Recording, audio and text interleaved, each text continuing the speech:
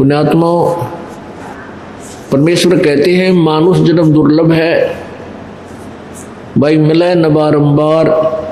जैसे तरवर से पत्ता टूट गिरे, वो बहोर नहीं लगता डार। आज आपका परिवार है, खूब आनंद मंगल है,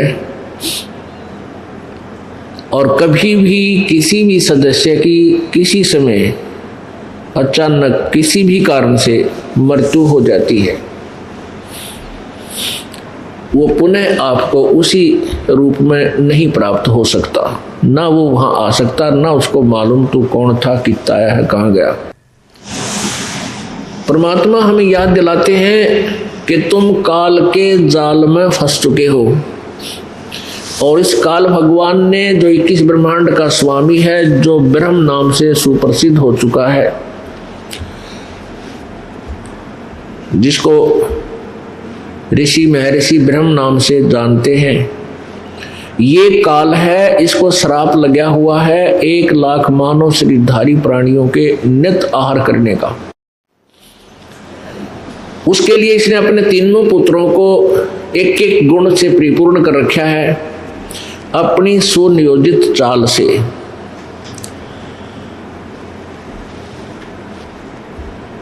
और इन तीनों पुत्रों के द्वारा ये संतानों उत्पत्ति, सतिथि और संहार करवा रहा है।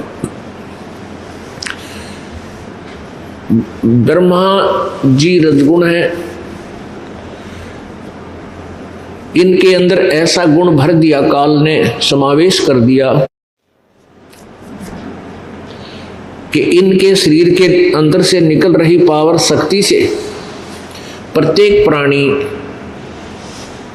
संतानों उत्पत्ति करता है। ये विवश है प्राणी। पुण्यात्माओं, हमें अभी तक इस मार्ग का पता नहीं था, किसी ने हमें बताया नहीं। हम सभी एक गड्ढे में जुड़ रहे थे, एक ही लाइन पर चल रहे थे। अब जैसे माता गर्भ धारण करती है, उस गर्भ के अंदर उसको के दौरान उसको कितनी परेशानियों का सामना करना पड़ता है, वही जान सकती है। और फिर भी संतानों उत्पत्ति करनी ही पड़ती है। और फिर उसके बाद इस काल भगवान ने अपने दूसरे पुत्र विष्णु जी को सतोगुण युक्त कर दिया। सतोगुण के प्रभाव से हम इस विष्णु जी से निकल रही शक्ति से, इस पावर से हम एक दूसरे को चाहते हैं, एक दूसरे में ममता बनती है, मोह उत्पन्न होता है, लगाव बनता है। इस मोह से दूर होना जीव के बस की बात नहीं। ये जीव से बाहर की पावर है, जीव के बस का नहीं। जैसे एक छौंक लगाया जाता है मिर्च का, और उस छौंक से फिर छींक आती है, तो जीव के बस का नहीं, छींक न रोक सके, उसके बाहर की बात है। इसी प्रकार इस काल ने तीनों पुत्रों के द्वारा हम सभी प्राणियों को इतना विवश कर दिया कि हम चाहकर ना चाहकर संतानों उत्पत्ति अवश्य करेंगे।